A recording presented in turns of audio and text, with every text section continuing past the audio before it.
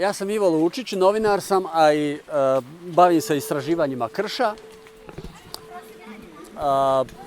i odnosom krša sa raznim humanističkim aspektima života, upotrebe, simbolizacije i tako dalje. Ono što bih ja danas mogao reći i što se zapravo uklapa u ovo u naslov jesu vodene preobrazbe s naglaskom na ove vodokradice, jel? A to je baš krš stvoren za to. Dakle, vi u kršu kradete vodu, a da to nitko ne vidi. Ukradete 50-70% vode, a da to zapravo nitko ne vidi. Evo, to je priroda krša, jer krš, za razliku od svih drugih vrsta reljefa, ima velike i duboke pukotine koje onda omogućuju prodore do 2, pa čak i 3 km duboko, zavisi. Obično se to završava negdje na razini mora. Dakle, ako je neki, na Velebitu imate jamu koja je duboka 1460 metara. I zbog tih stijena koje su sklone otapanju, koje izgrađuju krš, a koje onda po velikoj količini vode koja, osobito na ovim područjima, recimo u Gorskom Kotaru i ovdje, padne do 300 mm godišnje. Na Orijenu u blizini Herceg Novog padne do 8000 mm. I sad zamislite tu ogromnu količinu vode koja većinom odmah prodire u podzemlje. I ona negdje u podzemlju, u tim kanalima, formira različite odnose. Sad imamo recimo zašto nastaju kanali? Ti podzemni kanali nastaju zbog tektonskih pritisaka koji postoje na stijene. Vidite da su ove naše planine uzdignute iznad mora. One su rezultat sprezanja stijena koje nastaje potiskivanjem afričke kontinentalne ploče prema euroazijskoj ploči. I onda imamo ova ispupčenja velike planine koje se zato uzdižu, jer ova ploča koja doplovljava, tako recimo afrička sa juga, ona se podvlači pod ovu kontinentalnu euroazijsku i onda na samom početku izdiže te stijene visoko. I onda vidite pojas Alpa koja se proširuje tamo na Karpate, pa se vraća. Drugi je dio dinarski krš i dinaridi koji idu dolje prema Tauridima, preko Grčke i jedan dio nastavlja prema Iranu, a drugi zapravo nastavlja tamo u Himalaje. I sada, dakle, to su za nas nepojmljive količine pritisaka koje stijene proživljavaju i među njima dolazi, dakle, do raznih savijanja, do bora, do pucanja. I onda kad imate ogromnu količinu vode koja prolazi kroz to i tu sklonost stijena prema otapanju, onda imate ogromne podzemne površine, prostore koje mi obično poznajemo kroz istraživanje pećina. Pa su to onda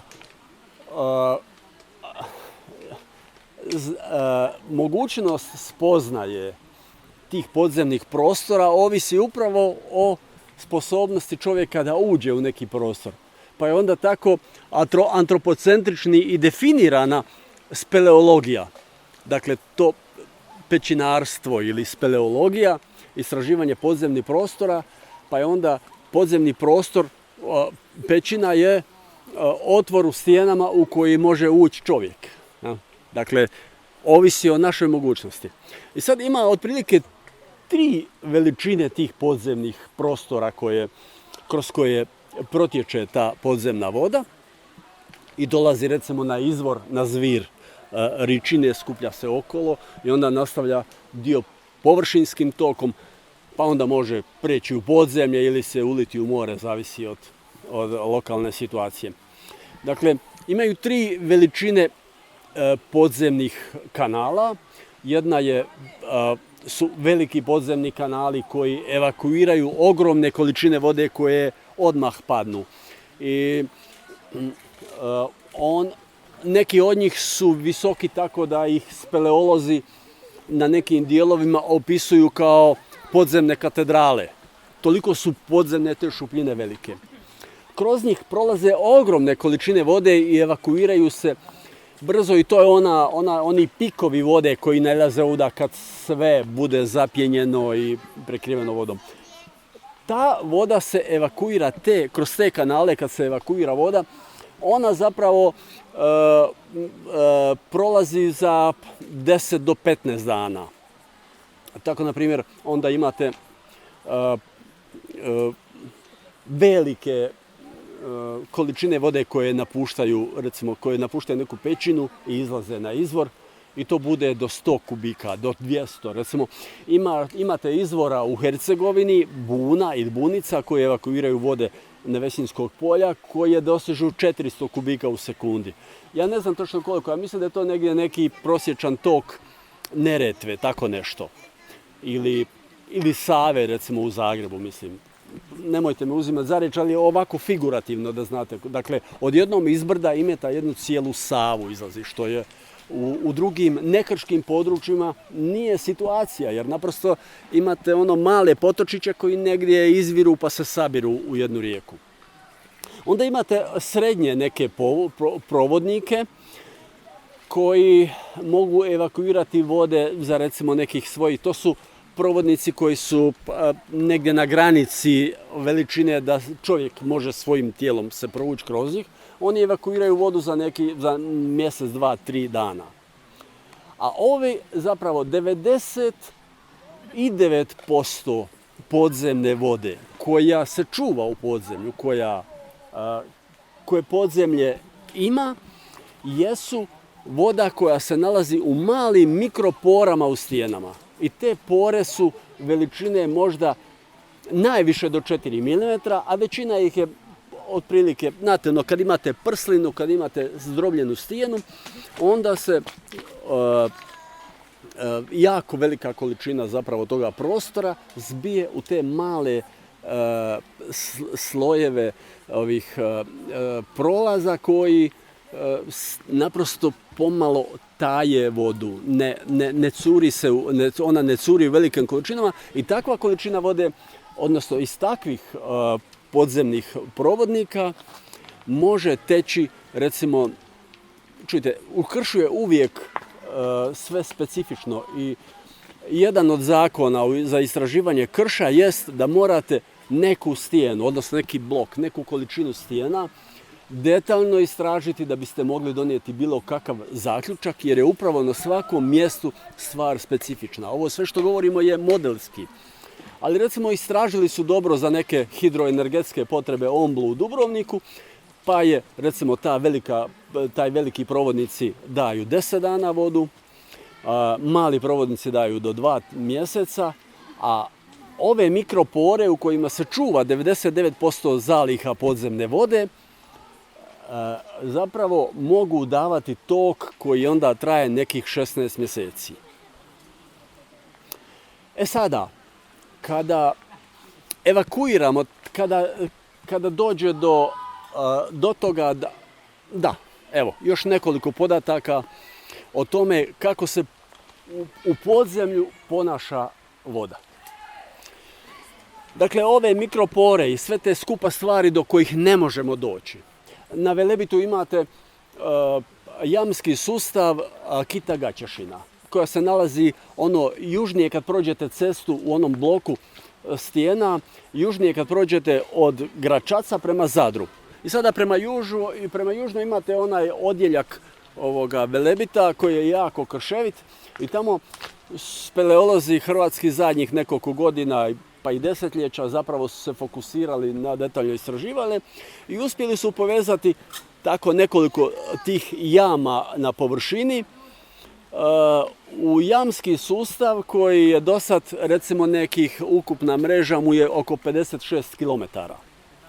I naravno da je to impozantna brojka zbroja svih tih kanala. Ali u odnosu na ono što je zapravo se nalazi u prirodi, to nam je tek jedan mali, kako bih rekao, jedan uzorak ponašanja, jedan uzorak slike koja postoji u podzemlju i koja je zapravo najtočniji izraz za ono što se događa, za ono što se nalazi ispod naših nogu, pa još zavisi kako gdje, ali negdje je to 3-4 km krša, negdje i do 10 km stijena u kojima se može razviti krš. To se zove crna kutija. I sada, crna kutija. Crna kutija naprosto zato što vi imate samo podatak o tome gdje voda uđe na površini, a uđe praktično na svim mjestima.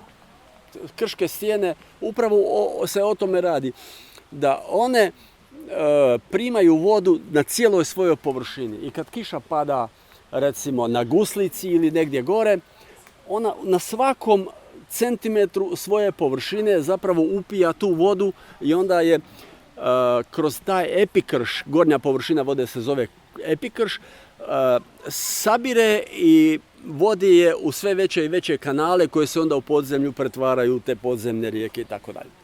Dakle, vi znate gdje se ona pojavljuje na površini, odnosno gdje ulazi, gdje se gubi na površini i znate gdje se pojavljuje. Pojavljuje se na izvorima, na Zviru, ne znam, i na tako raznim mjestima, gdje god se pojavljuju izvori u kršu. I sada postoje razne hidrogeološke metode istraživanja gdje voda koja se pojavi na jednom mjestu, odnosno koja ponire na jednom mjestu, gdje se pojavljuje na izvoru. I to su razne metode trasiranja podzemnih tokova, koje su najprvo bile vezane za određene kemikalije koje su se ubacivale, natrij, fluorescein, pa se onda boja, razna intenzivna boja, žarko-zelena pojavljuje negdje, pa se onda to mjeri i tako dalje. U novije vrijeme se to mjeri prema raznim izotopima, kemijska metoda koja pokazuje zapravo različitu vrstu starenja određenih izotopa, pa se onda mjeri na svakom, napravi se mapa određene površine terena s obzirom na to koju vrstu izotopa se upija ondje i onda koja se pojavljuje. Recimo, dečki iz Zagreba su sa Hidrogeološkog instituta napravili jednu analizu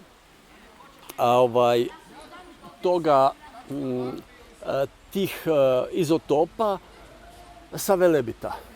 Onda su našli na raznim vruljama, dakle podmorskim izvorima, su našli mjesta gdje se pojavljuje ta voda i otprilike koliko ona dugo biva u podzemlju.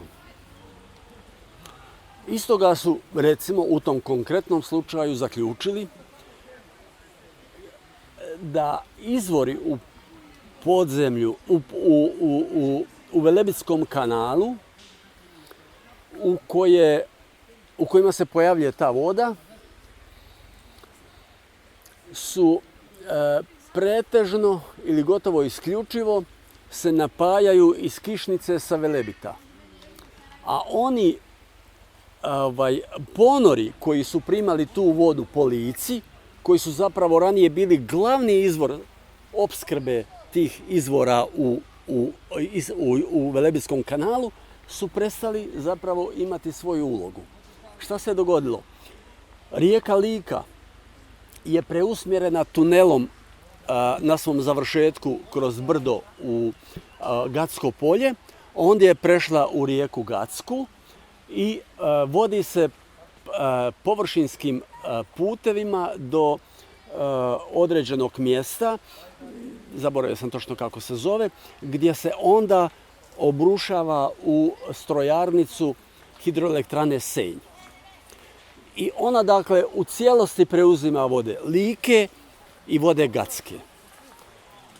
I vi više dakle onaj podzemni život koji je postojao u podzemlju Velebita, a koji je uglavnom hranjen vodama iz rijeke Like, više nemate. Evo, to je jedna vrsta vodokradica, odnosno one teme koju je Iva postavila, za koju niko ne postavlja pitanje.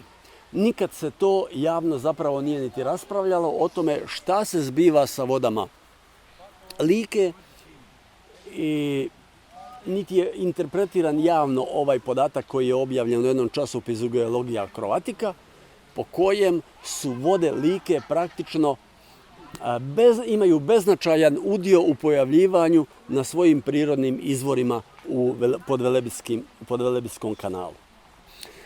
I sada ta hidrogeologija nam je donijela jako puno podataka tih inženjerskih istraživanja koji nam materijalno i pokazuju što se zbiva u podzemlju. Pa tako imate čudesnih situacija, na primjer, da jedna rijeka površinski teče u jednom smjeru i onda ponire na jednom od svojih ponora, a glavnina vode teče dalje koritom, ovisno o tome koje je doba godine, koliko količine ima. I poslije toga ta voda mijenja smjer i vraća se podzemno u suprotnom smjeru od onog površinskog toka i onda se pojavljuje na izvoru Omble u Dubrovniku. Recimo, to je slučaj. Onda imate situaciju da neki izvori u jako razvijenom i dubokom kršu jedan dio godine funkcioniraju kao izvori, a jedan dio godine funkcioniraju kao ponori. Na istom mjestu, dakle, imate da jedno vrijeme, jedan dio godine voda teče u podzemlje, a drugi dio teče iz podzemlja. Mislim, u čemu je stvar? Vrlo je jednostavna.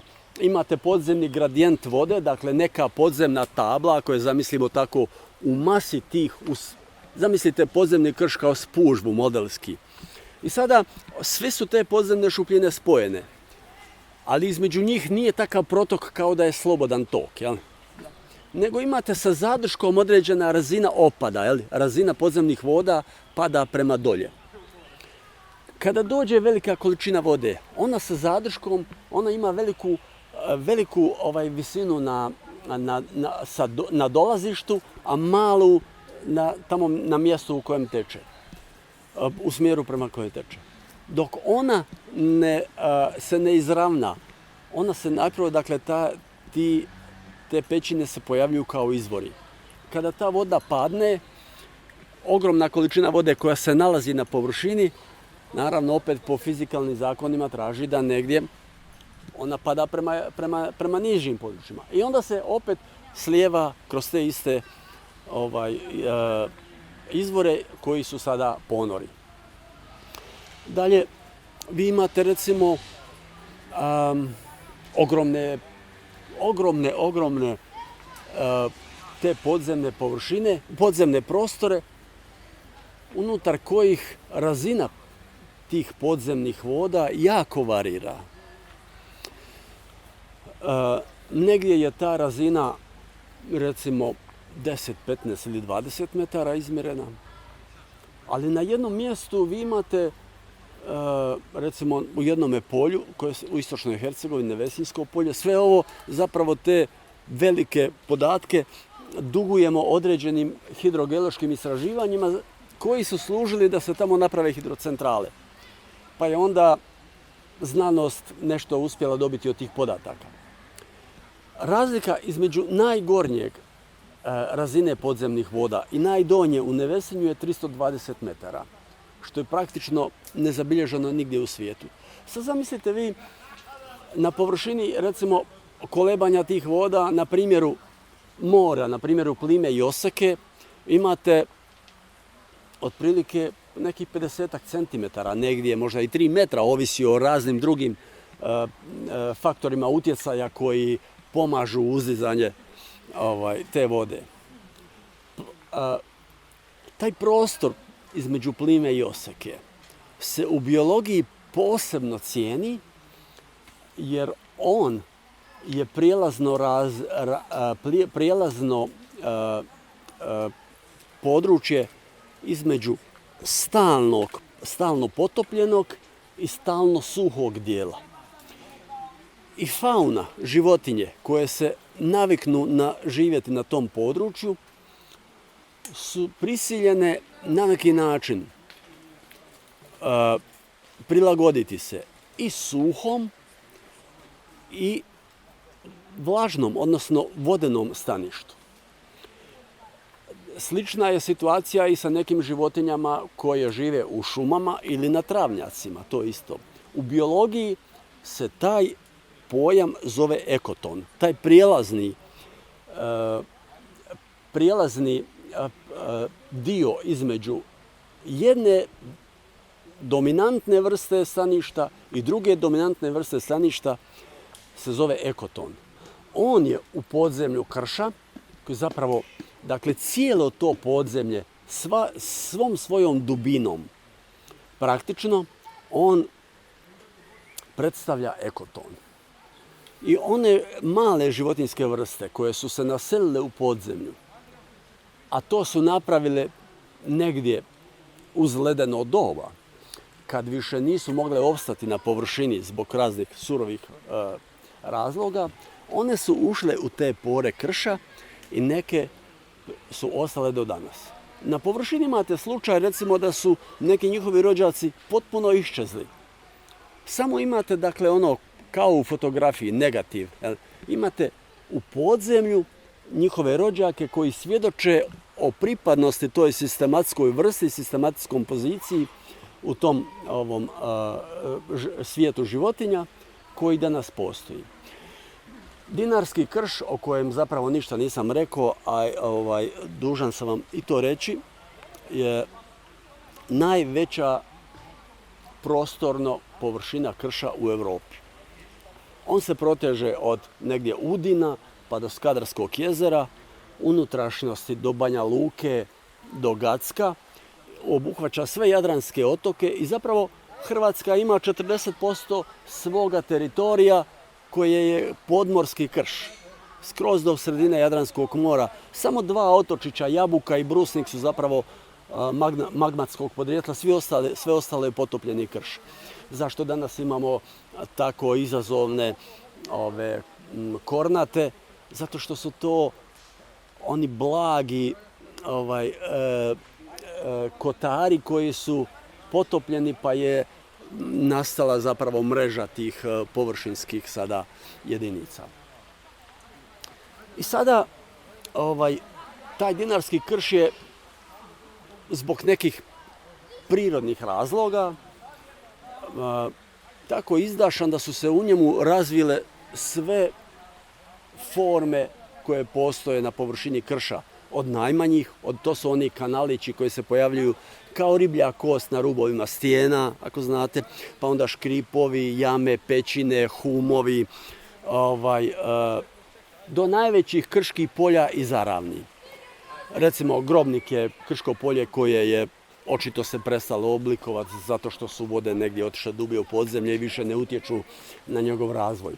Ali dinarski krš je najznačajniji u svijetu po tim stvarima. On je uvelike doprinio razvoju znanosti o kršu, jer se ona zapravo ovdje formulirala kada je negdje krajem 19. stoljeća se razvijala geomorfologija u Beču, koji je bio u to vrijeme jedan izniman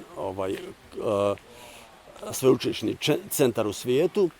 Onda je jedna njezina grana te geomorfologije se razvila u geomorfologiju krša, odnosno karstologiju, pa su mnoga od ovih tipičnih pojava u kršu prihvaćene u toj znanosti, kao što, na primjer, imate da je engleski jezik danas dominantan u digitalnim znanostima i kompjuterskim znanostima, ili, na primjer, dok se razvijala industrija, u Njemačkoj ste imali njemački jezik za mašinstvo i tako dalje, za razne te stvari.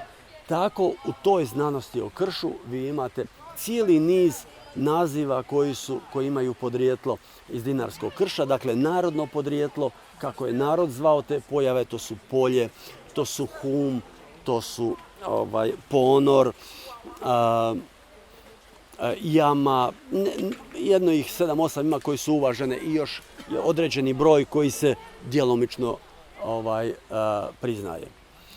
I sada, dakle, imamo jednu takvu činjenicu da je dinarski krš za razliku onoga što nam se javno posreduje, da je to obično pasivna zemlja, nerazvijena, gdje su ljudi zaostali i gdje zapravo nisu civilizirani. Sve su to određeni industrijski stereotipi koji su tražili da se krš koristi isključivo za industrijske potrebe, a to je onda bilo, dakle, za rudarstvo, za melioracije, za pretvaranje u razne, za uklanjanje svih voda, pa su tako brojna krška polja koja su bila jezera, zapravo prokopani tuneli i oni su pretvoreni, na primjer, Čepičko polje u Istri, koje je na taj način zapravo promijenilo toliko svoj izvorni ekosistem da je danas nemoguće govoriti zapravo o tome. Sve to kad gledamo na jednoj pojavi nam ne znači puno. Ali kada te pojave postavimo jedne do druge i mapiramo ih na karti nekog šireg područja, mi zapravo vidimo da su se staništa promijenila do te mjere da više ona ne mogu podržavati izvornu prirodni biljni i životinjski svijet. I lako je zapravo, ako promatramo tako iz mikrosredine prema sintetiziranju svih tih stvari, lako je razumjeti činjenicu kad vam kažu da danas biljni svijet i životinjski svijet, odnosno biodiverzitet, opada brže nego što je opadao prije 70 milijuna godina u vrijeme dinosaura, koji je isto tako značio jedan. Dakle, to sad možemo ulaziti, objašnjavati, antropocen i tako dalje. Nema potrebe, ali ono što vam hoću reći, u kršu, dakle, izgradnja hidrocentrala, izgradnja brana, jedan primjer je ovdje vaša Rječina. Ona je možda malo benigniji primjer zato što nije takvog ranga, ne radi se o toliko milijardi kubika vode. Ali ono što se događa na njoj, događa se na svim mjestima gdje je došlo do. Dakle, imate gubitke, imate da se određeno područje koje je, ako se sjećate kako smo govorili, da ima oscilacije podzemnih voda, pa su one jedan dio godine vlažno stanište, a drugi dio godine su kopneno stanište. Ili u vrlo kratkim, u nekim kratkim razdobljima imate promjene na određenim, dakle, ta crna kutija je mnoštvo i milijarde kombinacija koje bi sad sve trebalo detaljno istražiti da bismo onda napravili konačan zbroj i mogli to potvrditi. Dakle, imamo na jednom mjestu da je cijelo područje, recimo južno od brane ovdje, postalo suhi dio. A sjeverno od brane je postalo isključivo vodeno stanište. Dakle, gdje je voda pokrila taj. Uključujući činjenicu da sve ono na sjeveru, sve one pukotine, podzemni kanali i tako dalje, su umjesto toga prijelaznog postali isključivo vodeno stanište. Dakle, vi ste otjerali, postali ste negostoljubivi za veliki dio faune, za veliki dio koja će pokušati pronaći načina kako da se tamo opstane, ali u većini slučajeva ona će zapravo ona će nestati. Naravno, niko njih ne može zastupati, niti itko o njima će reći neku riječ. Imate životinjskih vrsta, recimo, jedinu podzemnu školjku na svijetu koja nastanjuje dinarski krš. Mislim, ko može izraziti njezine interese, njezine bojazni. Mislim, znamo da je školjka bila tema mnoštvo poetskih inspiracija. Ali ta poetska poruka nikad nije došla niti do jednog inženjera. Dakle, to što se ta školjka koja je na mnogim mjestima stradala nigdje nije pojavila, to ne znači da nije došlo do uništenja cijelog jednog svijeta. I tako, dakle, možemo slična stvar se dogodila recimo na Cetini. Cetina između najzadnje brane Prančevići i Omiša je nekad godišnje tekla oko 110 kubika u sekundi, 100 do 110 kubika u sekundi. Dakle, to je kad imate 110 kubičnih metara vode koji u jednoj sekundi prođe kroz jedan profil.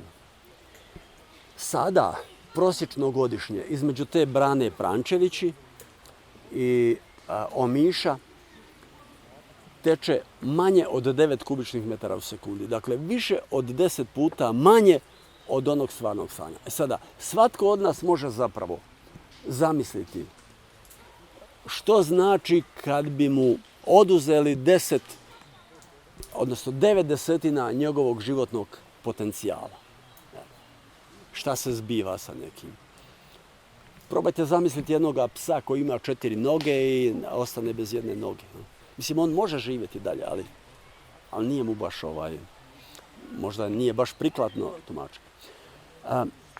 Na nekim drugim posebno zloglasan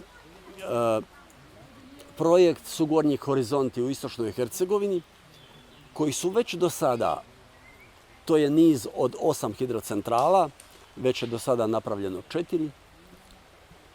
Uključuje, dakle, istočnu Hercegovinu, Dubrovačko priobalje i Donju Neretvu. Već sada je godišnje oduzeto po tome podzemlju 4 milijarde kubičnih metara vode. Dakle, ukupno godišnje na području cijelog toga sliva padne otprilike 11 milijardi kubičnih metara vode. Dakle, to je kada biste vi jednu kišu pretvorili u rezervar, godišnje oborine. Pretvorili jedan rezervar, to je na tom području 11 milijardi kubičnih metara. Već su oduzete 4, a još daljnjim nastavkom radova planiraju još 2. Sad zamislite tom jednom ogromnom, dakle, sustavu koji je bio, koji uključuje i sve te sitne mikropore, koji uključuje i sve te velike provodnike. Vi kad oduzmete više od polovice vode, niko zbog toga nije izrazio nikakvu ozbiljnu zabrinutost. Ali u ovim preobrazbama vode u kojima bi voda zapravo postala u javnom tumačenju uistinu ono što ona jest, a dakle svaki milimetar vode nije tvar, nego je to život zapravo. I 80% bebe kad se rodi, ona je zapravo voda. I jako veliki dio, zapravo nemoguće je ni na koji način kvantificirati ovo sve što mi govorimo kvantitetama, govorimo jezikom neke tehničke znanosti koja nam je dosta donijela, ali zapravo da bismo razumjeli te gubitke i razumjeli vrijednosti vode, mi moramo posve promijeniti njezin doživljaj i posve formulirati vodu na jedan drugi način. Evo, toliko od mene. Ako još ima pitanja... Kakav drugi način? Tebi? Onaj drugi način. Pa to je onaj bend, Da. A koji drugi način? Voda. Pa da, koji bi po tebi bio zapravo smjer narativa koji bi i zapravo shvaćanja vode ili naše svjetonazorsko skretanje pod hitno, po mogućnosti ne skretanje s uma, a da je održivo u praktičnom smislu onoga cijele infrastrukture kojom se koristimo, a s druge strane da nas više odvede u naš osjećajni, osjetilni dio koji je isto život i voda per se. Emocionalnost je voda u tom smislu i bez nekakve poetike. Ovdje tu svi uživamo, da ovoga nema, ne znam. Tako da me zanima, recimo, dobro sad sam te ovak bacila, lopticu. Otprilike mislim da bi trebalo krenuti sa jedne strane od ovoga što tehničke znanosti govore o vodi, a s druge strane krenuti od onoga što su tradicijska znanja o vodi i duhovne znanosti što znaju o vodi. Mislim, voda je za jedna od važnih počela svih duhovnih znanosti i svih vjera, svih religija i svake vrste duhovnosti. Tako zapravo da je potrebno dovesti do dijaloga, što bi se recimo u znanstvenim metodama zvalo transdisciplinarnost, dakle, ili pluriperspektivnost, dakle da svi imaju pravo o tome govoriti i da to postane javno, a to je opet druga stvar, da to postane javna stvar, da o tome se govori u javnosti i da konstrukcija javnosti u medijima ne bude počivala samo na komercijalnom aspektu koji je danas prisutan, prodajni, ili recimo tehnološkom koji govori o pripremi za tržište neko. Dakle, da se uključe svi aspekti znanosti i sve vrste duhovnosti i da počnu jednu diskusiju koja ne bi bila samo diskusija unutar određenih krugova, nego i u kojoj bi sudjelovala sva javnost. Dakle, svi aspekti, svi, da tako kažemo, dionici jednog društva. Zbog čega se tamo radi 8 elektrana? Molim? Zbog čega se tamo radi 8 elektrana? Je to potrebno ili to neka iz nula na 8? Pa to je krenulo još iz vremena socijalizma. To je krenulo sa početka socijalizma kad je Jugoslavija bila zapravo 80% seljačka zemlja, kad je zapravo tehnologija bila još feudalna, sve je bilo predindustrijski i bila je bitna potpuna transformacija društva u jednu modernizacija zapravo. Ali za nekakvu industriju koja ne postoji? Postojala industrija. Više ne postoji? Izgrađena.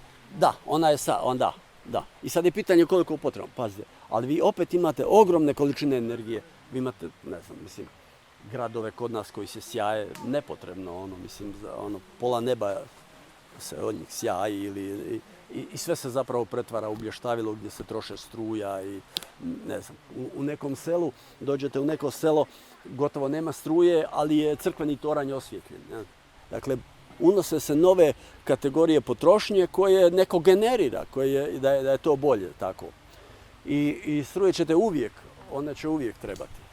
Ali ovo je doista bilo, kako bih rekao, proizvodnja struje je bila opravdana, ona je bila takva kakav je bio tadašnji trend razvoja i ona je dovela do određenih modernizacija. Je li se moglo bolje? Je. Mislim, bilo je znanstvenika, ja ih znam i osobno, i koji su upozoravali vlasti i danas upozoravaju vlasti da treba primijeniti određene skrupule i kriterije i tehnologije da bi se nešto napravilo drukčije, ali dakle, razvoj jednog društva je odraz najvažnijih i najmoćnijih skupina. Jel? I to je tako. Oni imaju dominaciju i njihova je ključna riječ i u medijima. Jel? Posvuda je. Tako da ne samo da oni to rade, nego i oni promiču i narativ koji zapravo njih opravdava.